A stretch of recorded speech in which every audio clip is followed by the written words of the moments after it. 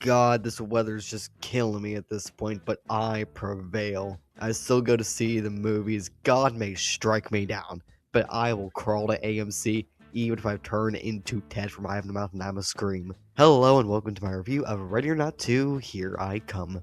Very congested. Much like Black Phone 2, I was anticipating this movie, yet very cautious, because it's an entirely unnecessary sequel. Ready or Not is a hilarious and all-around spectacular movie for both horror and non-horror fans alike, not to be confused with the controversial tactical shooter game. It's a great dark comedy that follows a woman marrying into a family, only to find out they're Satan worshippers and must play hide and seek in order to survive the night. This is a direct sequel picking up right exactly where we left off. Here, the stakes are higher, with even more people after Grace, whose estranged sister is also now thrown into the mix. I like the premise, but I can admit it was entirely unnecessary. It wasn't one of those sequels that didn't need to happen, then ruin everything like Megamind vs. Doom Syndicate. God, that is a bane on my existence. I knew at the very least this would be a great time because the cast here, absolutely stacked, which we'll get into shortly. And all around, my sentiment about this movie is about the same as everybody else. Bigger, nastier, but it just doesn't quite hit as it should. Let's get into it, starting off with the positives.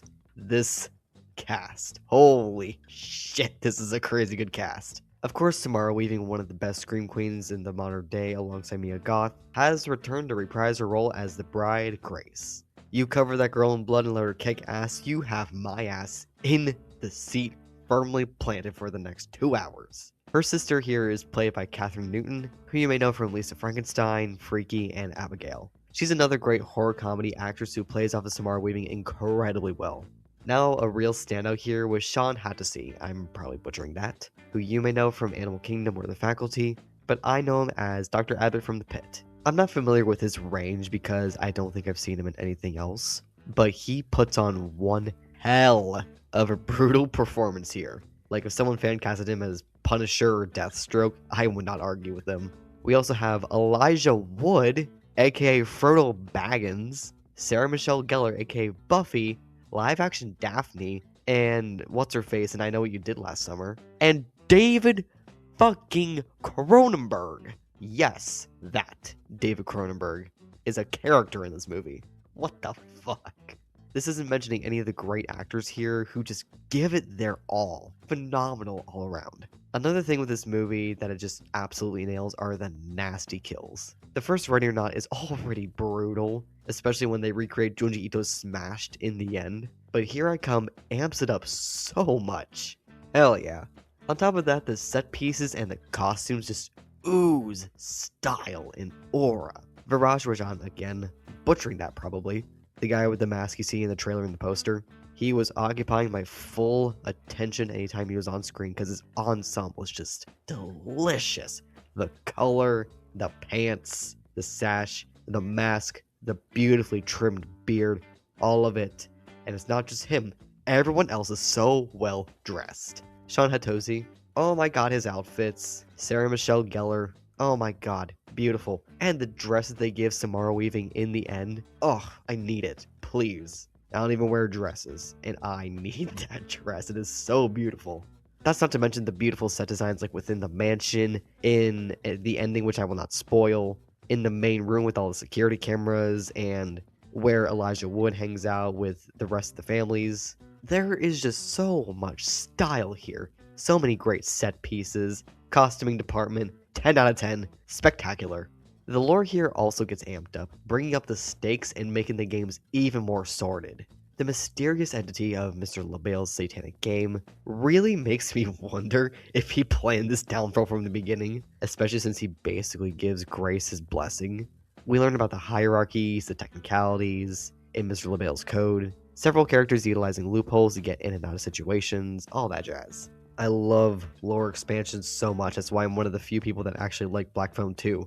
And finally, we have the mirrored relationship between the sisters and the Danforth twins. Grace and Faith are estranged, despising each other in the beginning and coming to love each other as the movie progresses. Meanwhile, the Danforth twins, which are Titus and Ursula, they start off very tight-knit, or appear to be tight-knit, then really come to loathe each other. It's a beautiful role swap that is just executed surprisingly well. I love it. Now moving on to the mixed, I generally lean positive with these things, but they're still important to note my so-so feelings on with these more divisive things. First of all, this film is definitely derivative of the original. It recycles its original plot, tweaks it, makes it bigger.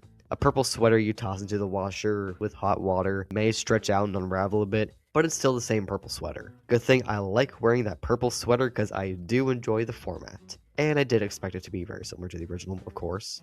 Another note here would be some of the retcons to the first movie's lore. In the first movie, Grace made it known that she was completely alone, only having Adam in her life. Now we learn more about her, and it feels more like a retcon than an expansion. There's also a character here who serves as Adam's ex, who her line delivery with every single word she says, every single time just cracks me up.